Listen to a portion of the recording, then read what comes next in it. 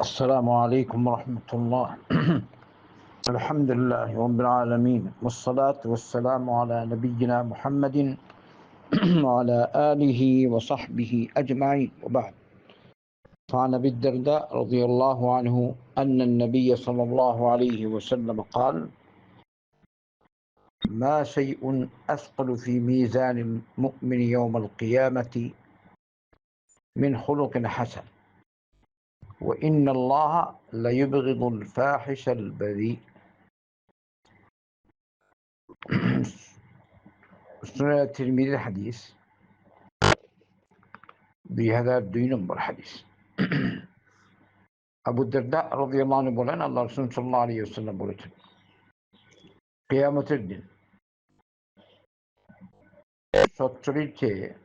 সচ্চরিত্র থেকে বেশি মুমিনের পাল্লায় আর কিছু ভারী হবে না। তাহলে নেকির পাল্লায় সবচেয়ে ভারী হাদিস যেটা আসছে, যে আমল হবে তা হলো হুসনুল খুলুক, সচ্চরিত্র। সুবহানাল্লাহ। মানে অন্যতম একটা নেক আমল হচ্ছে সচ্চরিত্র, সবচেয়ে ভারী। তাই সকলকেই সেদিকে লক্ষ্য রাখা দরকার। মানুষের সাথে কালাম, মানুষের সাথে কথা, হাসি মুখে কথা, এইসবই সচ্চরিত্রের অন্তর্ভুক্ত। এটা সবচেয়ে বেশি ভারী হলো আপনার আমল নামায়, আল্লাহু আকবার, বা মিজানের পাল্লায়, যেটা আমরা সাধারণ বলি মিজানের পাল্লা বলি না, এইটাই বললাম আর কি। মানে নেকি বদির পাল্লা যে মিজান দিয়ে মাপা হবে তাতে। আল্লাহু আকবার। এরপরের অংশ এই হাদিসের, ওয়া ইন্নাল্লাহা লায়ুবগিদুল ফাহিশাল বাযী। আল্লাহ অবশ্যই খারাপ পান ফাহিশ আর বাযীকে। ফাহিশ মানে কি? যে অশ্লীলতাকে পছন্দ করে, অশ্লীল ভাষা প্রয়োগ করে, সে হলো ফাহিশ। আর আল বাযী হলো যার লজ্জা নেই। তার বাযীর অর্থ ওই ব্যক্তি যে যার জিহ্বা থেকে অশ্লীলতা প্রকাশ পায়, সে হচ্ছে খুবই খারাপ। অশ্লীল বাক্য প্রয়োগ। তাই কথা বলার আগে চিন্তা করবেন কি বলছি। কেউ কেউ আছে দেখবেন কথা বলার আগে গালি দেয়, এমন শব্দ যেটা হয়তো খুব খারাপ পায়, ভালো লোক খারাপ পায়। আছে অনেক কিছু বিভিন্ন এলাকায়। খবরদার এইসব করবেন না। তাইলে বোঝা গেল, যদি আপনার আমল নামায় এই অশ্লীলতা পাওয়া যায়, তাহলে এর ফলে আপনার আমল নামা নেকির পাল্লা যেটা ভারী হওয়ার, এটা আরো পাতলা হয়ে যাবে। না, ভারী নেকির পাল্লা তো ভারী করবো, এটা গুনাহের পাল্লা ভারী হয়ে যাবে, এর দ্বারা বোঝা যায়। অতএব মুসলমান, আমরা সবাই যেন সতর্ক থাকি, জিহ্বার যেন হেফাজত করি।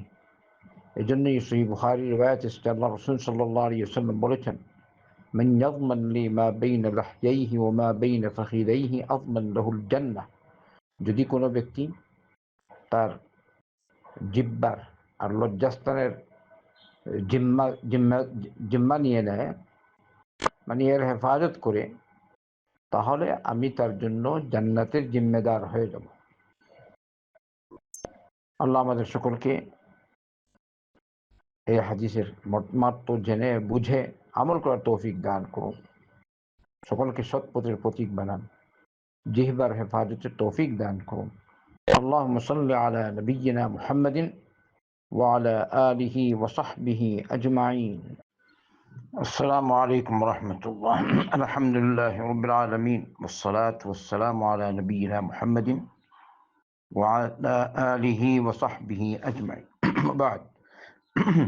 فعن عبد الله بن عمر رضي الله عنهما عن النبي صلى الله عليه وسلم قال: من تشبه بقوم فهو منهم.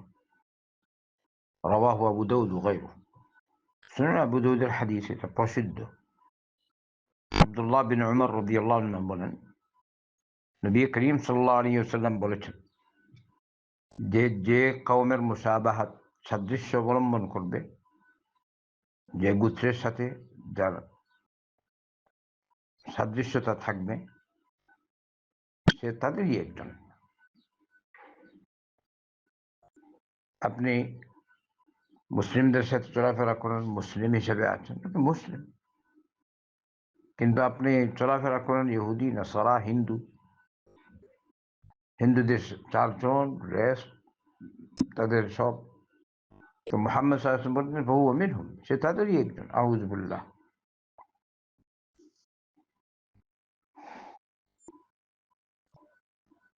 তো এই যে মুশাবাহাত, সাদৃশ্য অবলম্বন বিজাতীয়দের সাথে, এটা জায়েজ নয়, এটা হারাম। এই হাদিস দ্বারা তো বুঝে যে এটা সরাসরি কাফের হয়ে যায়, কিন্তু মানে যেটা মুত্তাফাক একমত এক্ষেত্রে আহলুল ইলম, এটা জায়েজ নয়, হারাম।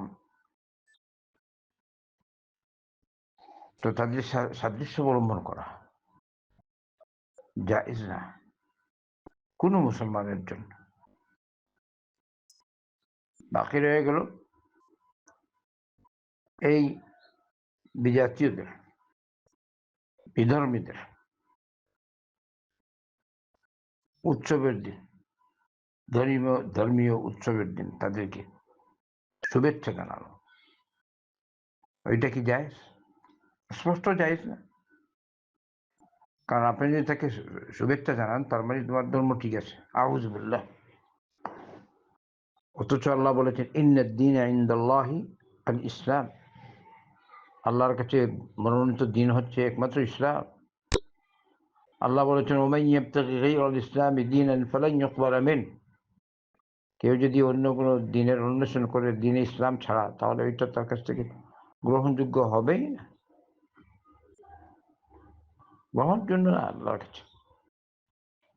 ফালান ইউকবালা মিনহু ওয়া হুয়া ফিল আখিরাতি মিনাল খাসিরিন, আর সে আখিরাতে ক্ষতিগ্রস্ত হবে, ক্ষতিগ্রস্তদের অন্তর্ভুক্ত হবে। তো ইসলাম আল্লাহর কাছে গ্রহণযোগ্য একমাত্র ইসলাম, বাকি তো সব বাতিল। এখন বাতিল, যারা বাতিলপন্থী, তাদের কথিত ধর্মীয় উৎসবে আপনি যদি তাদেরকে শুভেচ্ছা জানান, আপনি ওই যে বলেন যে আপনার এটা ঠিক আছে, আপনার এরকম, আপনি এতে শরিক হন, তাদেরকে উপহার দেন, তাদেরকে শুভেচ্ছা, তাদের সাথে শুভেচ্ছা বিনিময় করেন, এই সব জায়েজ না মুসলমানের জন্য। বিভিন্ন বাহানা করে আপনি এই সেই করবেন, লা, মুসলিম যদি সত্যিকারের মুসলিম হয়, ওরা ওদের কাজ করুক, আপনি দূরে থাকেন। আপনি কেন ওখানে গিয়ে বাস হালকা একটু পার্থিব লাভের জন্য অথবা পার্থিব লাভের লোভে আপনি ওখানে যাবেন? হায় রে মুসলমান, যারা এরকম করেছেন তওবা করুন, আল্লাহর দিকে রুজু করুন, ইস্তিগফার পড়েন। আল্লাহ আমাদের সকলকে হেদায়েত দান করুন। এই দেখেন শেখ ইবনে বাজ রহমতুল্লাহ আলাইহি বলেছেন এখানে লা ইয়াজুজ, এদের শুভেচ্ছা জানানো, এদের ধর্মীয় উৎসবের দিন যে কোনোভাবে, সরাসরি মৌখিকভাবে অথবা টেলিফোন অথবা চিঠি, মেসেজ আদান প্রদানের মাধ্যমে কখনোই কোনো জায়েজ না। অতএব মুসলমান, কখনো আমরা যেন এরকম না করি। যদি কেউ করে থাকে, সে তওবা করে আল্লাহর দিকে রুজু করুক। আল্লাহ আমাদের সকলকে দিনের উপর সাবিত থাকার তৌফিক দান করুন। আল্লাহুম্মা সাল্লি ওয়া সাল্লিম ওয়া বারিক আলা নবিয়্যিনা মুহাম্মাদিন ওয়া আলা আলিহি ওয়া সাহবিহি আজমাইন। আসসালামু আলাইকুম ওয়া রাহমাতুল্লাহ। আলহামদুলিল্লাহি রাব্বিল আলামিন। والصلاة والسلام على نبينا محمد وعلى آله وصحبه أجمعين، وبعد. فعن أبي هريرة رضي الله عنه عن النبي صلى الله عليه وسلم قال مطل الغني ظلم উতবিআ আহাদুকুম আলা মালিইন ফালিয়াতবাহ। বুখারী এবং মুসলিমের হাদিস, এটা প্রসিদ্ধ হাদিস। আল্লাহ রাসূল সাল্লাল্লাহু আলাইহি ওয়াসাল্লাম বলেছেন, মালদার ব্যক্তির জন্য সময়টা জুলুম। একজন মানুষ আরেকজনের কাছ থেকে ধার এনেছে, অথবা ওর যে কোনো ওর পাওনা, আর সে সচ্ছল, তার হক সে আদায় করতে পারে, কিন্তু এরকম না করে সময়টা দেয়, ভাই দিচ্ছি, ভাই দিচ্ছি দিচ্ছি দিচ্ছি। আল্লাহ রাসূল সাল্লাল্লাহু আলাইহি ওয়াসাল্লাম বলছেন এটা জুলম। অতএব যারা অন্যের কাছ থেকে ধার এনে, করজ এনে সময়টা দেন, অন্যদিকে ওই ব্যক্তির প্রয়োজন, কিন্তু আপনি না দিয়ে আপনার সময়টা দেন, আপনাকে তলব করছে। বরং উচিত হলো আরেকজনের হক আনলে, মানে কাছ থেকে ধার আনলে আপনি যত তাড়াতাড়ি সম্ভব নির্দিষ্ট সময়ের আগে দিয়ে দেওয়া। কারণ আপনি জানেন না আপনার কি হবে, কোন দিন মৌত, কোন দিন কার কি হয়। ঋণী অবস্থায় যদি আপনি মারা যান তাহলে কি অবস্থা, একটু খেয়াল করা দরকার না? কিন্তু কেউ কেউ আছে আরেকজনের কাছ থেকে যদি কিছু আনে তো হয়, আর কোনো চিন্তা নাই, এটা যেমন তার হয়ে গেছে। খবরদার এরকম করবেন না। আল্লাহ রাসূল সাল্লাল্লাহু আলাইহি ওয়াসাল্লাম বলেছেন এটা যুলম। তো যে এরকম করছে সে হচ্ছে জালিম। আল্লাহ নবীর ফরমান অনুযায়ী সাল্লাল্লাহু আলাইহি ওয়াসাল্লাম সে জালিম। এরপর অংশ হাদিসের, ওয়াইদা উতবিআ আলা আহাদুকুম আলা মালিইন ফালিয়াতবাহ।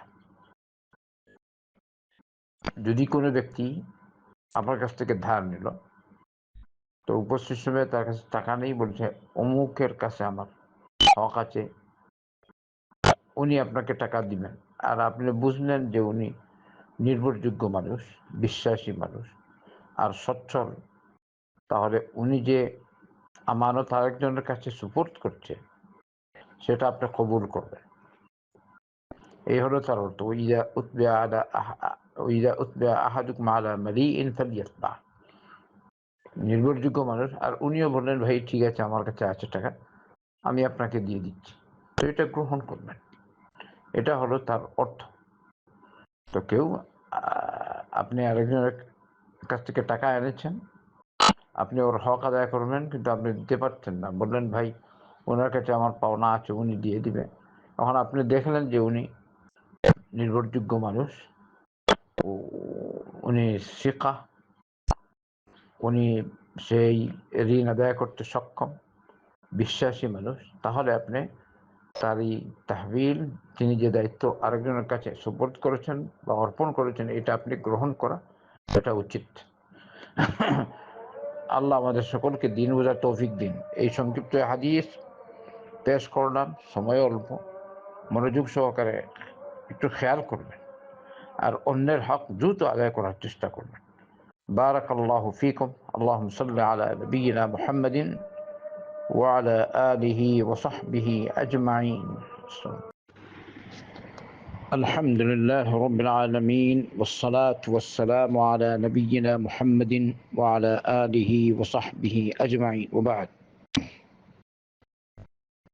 فعن كعب بن عياض رضي الله عنه قال: سمعت النبي صلى الله عليه وسلم يقول: إن لكل أمة فتنة، وفتنة أمة البان. رواه الترمذي وقال: هذا حديث حسن صحيح.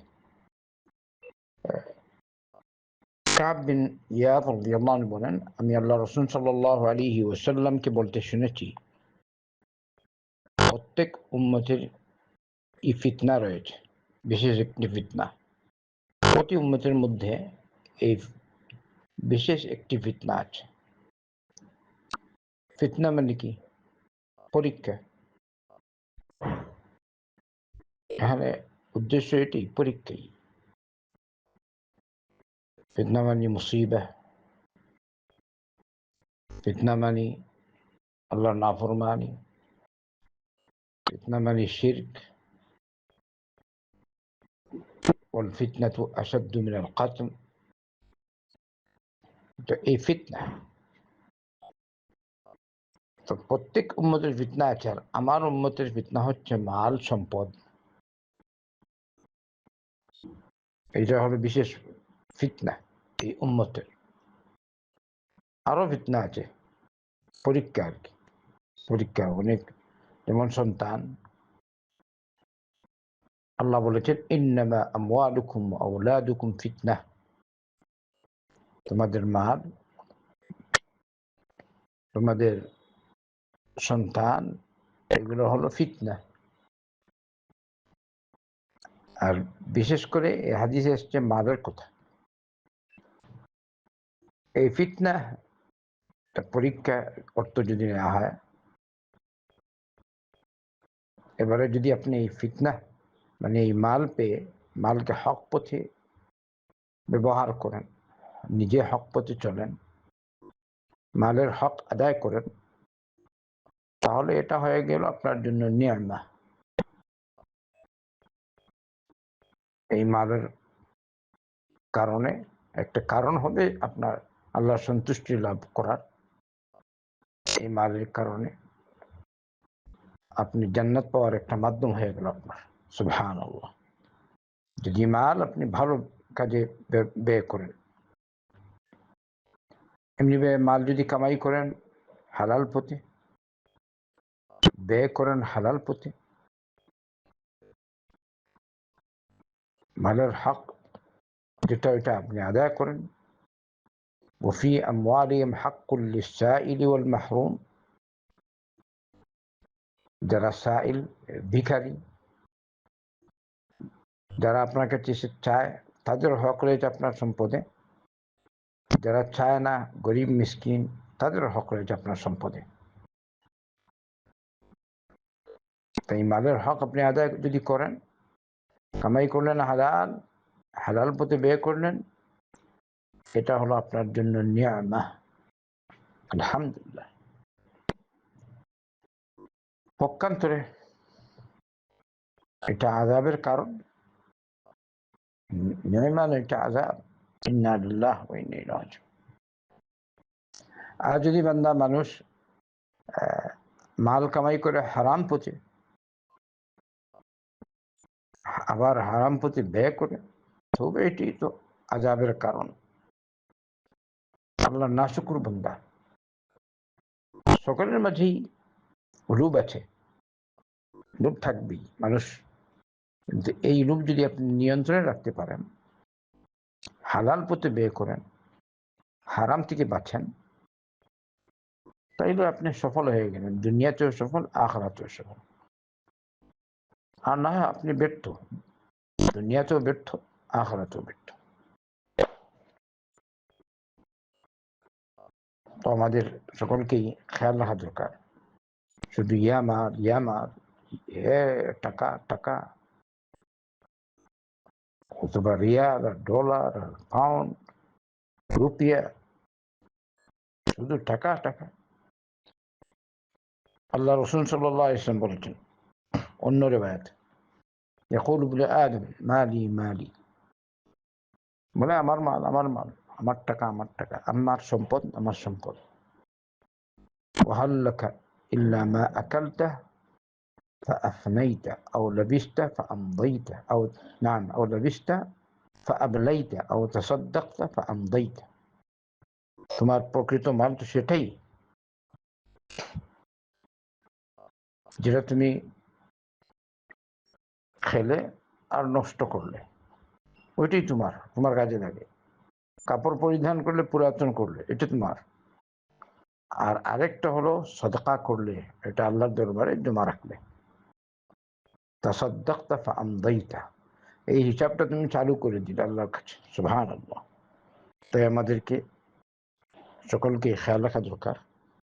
শুধু মাল কামাই করলে হবে না, মাল যেন হালাল পথে কামাই করি আর হালাল পথে ব্যয় করি, তাহলে এটা আমার কাজে লাগবে। আর না হয় আমরা ব্যর্থ হয়ে গেলাম। আল্লাহ আমাদের সকলের হেফাজত করুন, দুনিয়াতে আমাদের কল্যাণ দিন, জাহান্নাম থেকে নাজাত দিন, কবরের আযাব থেকে নাজাত দিন। সকল অসুস্থদেরকে আল্লাহ শিফা দান করুন। যাদের কামাই কম, আল্লাহর জন্য তাদেরকে বেশি করে হালাল কামাই করার তৌফিক দেন। আমাদেরকে আল্লাহ নেক বানান, আমাদের সন্তানদেরকে আল্লাহ নেক বানান, আমাদেরকে মাফ করেন, সমস্ত মুসলমানদেরকে আল্লাহ মাফ করেন। আল্লাহুম্মা সাল্লি আলা নাবিয়্যিনা মুহাম্মাদিন ওয়া আলা আলিহি ওয়া সাহবিহি আজমাইন। আলহামদুলিল্লাহি রাব্বিল আলামিন والصلاة والسلام على نبينا محمد وعلى آله وصحبه أجمعين، وبعد. وعن أبي هريرة رضي الله عنه عن رسول الله صلى الله عليه وسلم قال: إنه ليأتي الرجل العظيم السمين يوم القيامة لا يزن عند الله جناح بعوضة، اقرأوا فلا نقيم لهم يوم القيامة وزنا.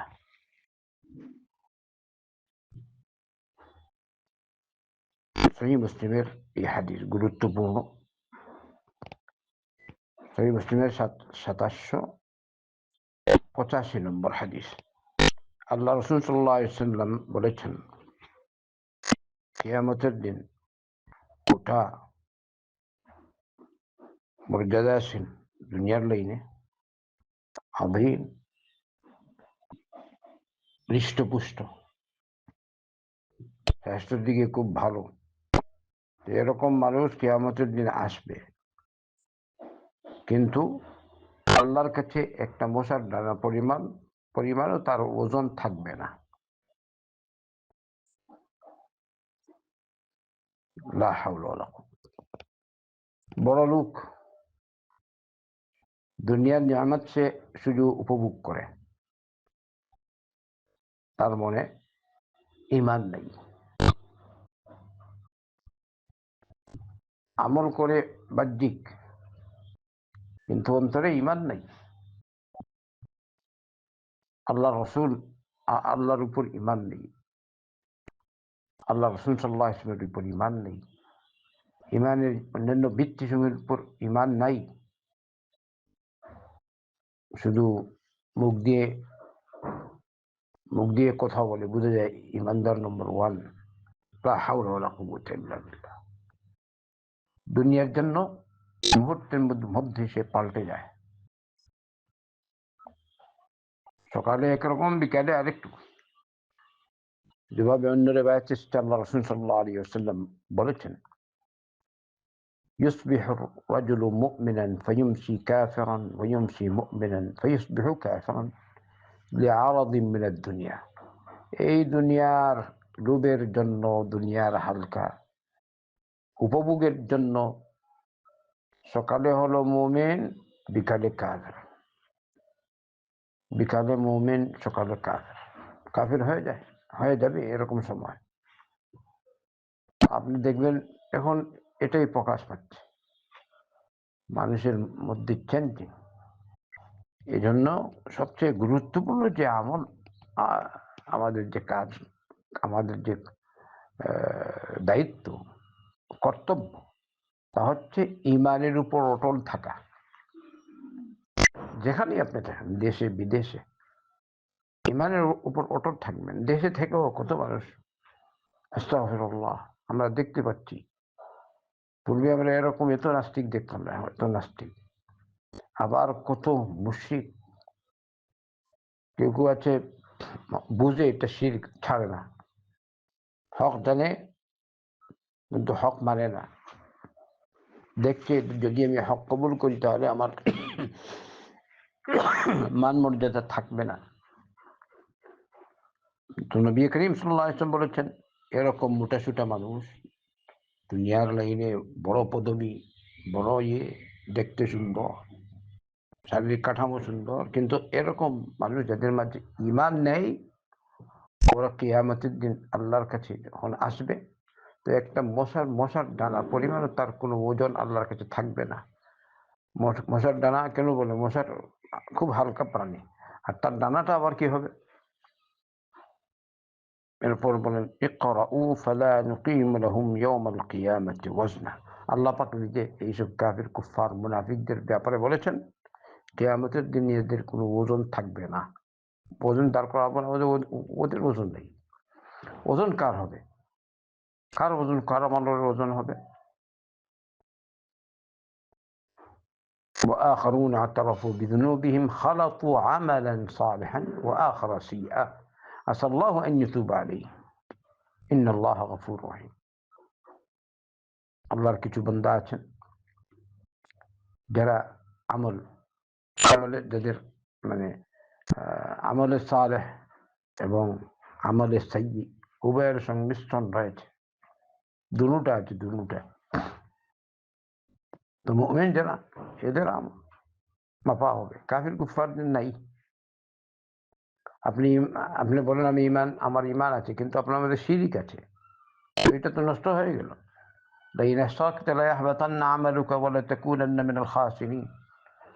বলে আমি ঈমানদার মানুষ, আমি এই সেই নামাজও পড়বে, পরে কোনো কোনো কথা আছে এমন বলে যার স্পষ্ট সে কাফির হয়ে যায়, স্পষ্ট কাফির হয়ে যায়। কত মানুষ আছে দেখবেন। তো এরকম যদি হয় সরাসরি কুফরি, তো বড় কুফরি দুনিয়ার কারণে, আপনারা দেখছেন দুনিয়ার কারণে, ওটা মুসলিম না। এদের আমলের কোনো ভ্যালু নেই। আমলের ভ্যালু হলো তাদের যারা ঈমান এনেছে, যারা সত্যিকারের ঈমানদার আর নেক আমল করে। আর আমল এবারে সব তো আর সমান না, কিছু মানুষ উভয়টা আছে।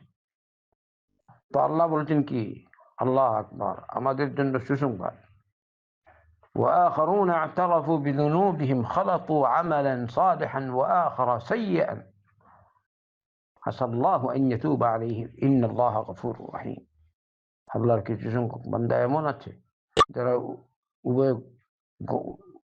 উভয় আমল করে, দুটার সংমিশ্রণ, ভালো আমল এবং খারাপ আমল। আল্লাহ বলেন আসাল্লাহু আন ইয়াতুবা আলাইহি, আল্লাহ আশা করে যে আল্লাহ তাদেরকে তাদের তওবা কবুল করবেন, তাদেরকে ক্ষমা করে দেবেন, তাদের দিকে রহমতের দৃষ্টি ফেলবে না, তাদেরকে ক্ষমা করবেন। নিশ্চয়ই আল্লাহ ক্ষমাশীল এবং দয়াশীল। তো আমাদের প্রত্যেকের উপর ওয়াজিব হলো ঈমানের উপর অটল থাকা আর নেক আমল করা, আমাল সালেহা নবী করিম সাল্লাল্লাহু আলাইহি ওয়াসাল্লামের তরিকায় রবের কাছে চাওয়া, রবের কাছে প্রার্থনা করা। এখনই সময়, আপনি জানেন না আপনার কোন সময় কি হচ্ছে না হচ্ছে। তাই এই জীবন থাকতে, সময় থাকতে, হুঁশ বুদ্ধি থাকতে রবকে ডাকুন। আল্লাহ আমাদের সকলকে তৌফিক দান করুন। ওয়াসাল্লাল্লাহু ওয়াসাল্লাম আলা নবিয়িনা মুহাম্মাদিন ওয়া আলা আলিহি ওয়া সাহবিহি আজমাইন।